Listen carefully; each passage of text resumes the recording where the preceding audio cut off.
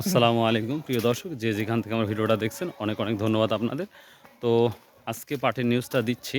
আজকে আমি চলে আসছি অনেক দূরে, যার জন্য আপনাদের আপডেট কিছু দিতে পারি না, অর্থাৎ রসুনের ভিডিওটাও দিতে পারি নাই, আন্তরিকভাবে দুঃখিত। তো স্যার, এটা গ্রামের নামটা কি?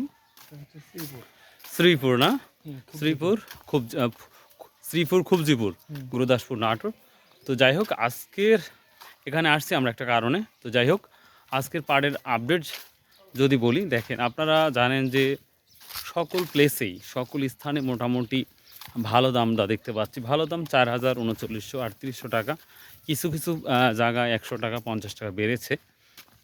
তো আজকে নাজিরপুরের আপডেটটা যেটা আমি জানতে পারলাম, সেটা হচ্ছে সর্বোচ্চ আমরা 3700 থেকে 3800, এটাই মেন বাজার ছিল।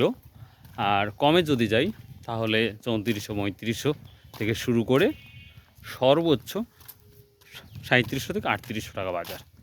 তো তুলনামূলক অন্যান্য বাজারে যেটা আমরা দেখেছি বা শুনেছি সেটা যথেষ্ট ছিল। তবে আশা করা যাচ্ছে হয়তো ভালো কিছু হতে পারে পাটে। অনেক কমেন্ট আপনারা পড়েন বা আমিও দেখাই আপনাদের। তো সেটার পরিপ্রেক্ষিতে বলা যায় হয়তো বা ভালো কিছু হতে পারে।